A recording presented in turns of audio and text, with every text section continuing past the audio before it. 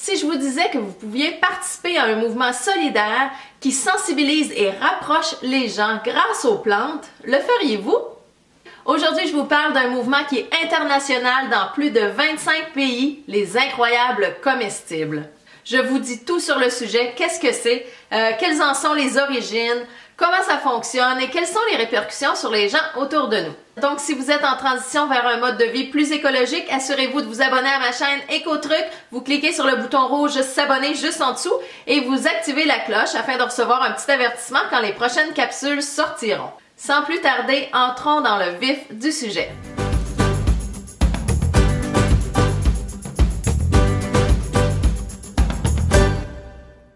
Donc, les incroyables comestibles, c'est quoi?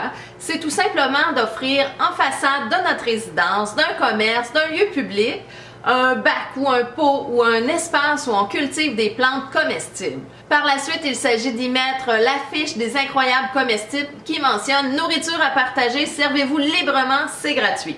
Pourquoi on fait ça? Je vous explique tout ça dans une minute, mais d'abord, on va faire un petit retour en arrière, question de comprendre les origines du mouvement et de mieux comprendre les motivations sous-jacentes.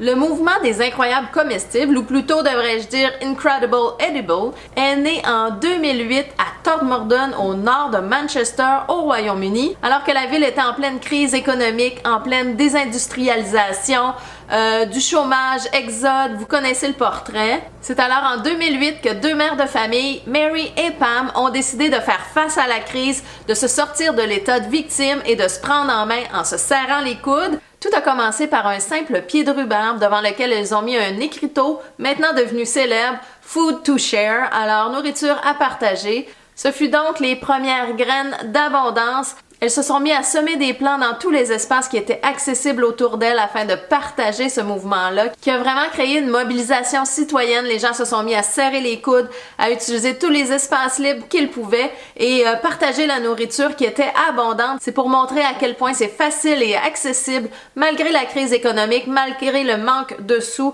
d'avoir une belle nourriture qui est abondante grâce à la nature tout autour de nous. Donc, c'est une façon de se réapproprier notre pouvoir de se nourrir.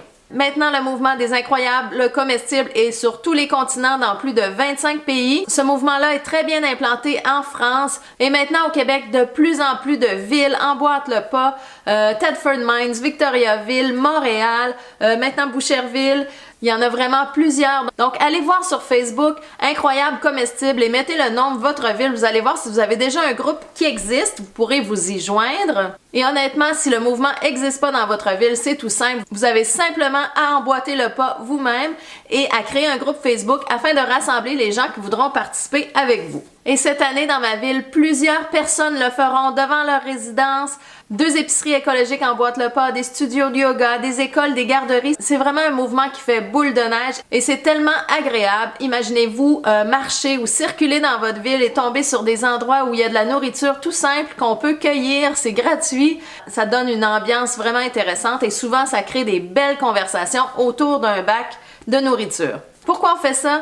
D'abord, c'est une démarche d'autonomie alimentaire. C'est une belle façon de sensibiliser la jeunesse et les gens autour de nous sur la facilité d'accès de la nourriture qui est gratuite, qui pousse toute seule. Pour inciter d'autres gens à emboîter le pas avec nous, c'est si simple et tellement agréable de tomber sur un bac de culture pour faire sourire, pour valoriser l'agriculture urbaine et biologique, pour inciter aux gestes collectifs, pour renouer avec le partage et l'entraide, pour contrer les déserts alimentaires, pour avoir plus d'autonomie, pour se reconnecter à une alimentation saine, pour se réapproprier notre pouvoir de faire pousser notre propre nourriture. Donc, c'est vraiment pour tout le monde.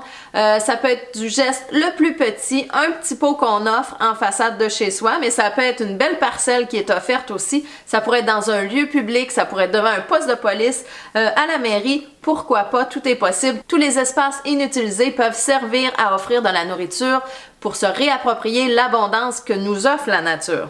Donc, j'ai très hâte cette année, nous serons plusieurs dans ma ville à emboîter le pas et ce serait vraiment plaisant que d'autres villes le fassent aussi. Donc, pour ma part, j'ai des plants de tomates qui sont en train de pousser. Probablement qu'il y aura des plants que je vais même partager avec les autres. Un merci tout particulier aux Jardins de l'Écoumène, qui sont des semenciers biologiques et ancestrales. Ils nous ont fait un don magnifique, une grosse boîte remplie de sachets de semences. Donc, ces sachets-là sont distribués à l'intérieur de ma ville à tous ceux qui veulent emboîter le pas cette année. Donc, merci infiniment les Jardins de l'Écoumène. On vous adore, vos semences sont incroyables. Donc, j'ai très hâte de voir ça pousser un petit peu partout dans ma ville. Ça rapproche les gens, ça crée des discussions, ça rassemble.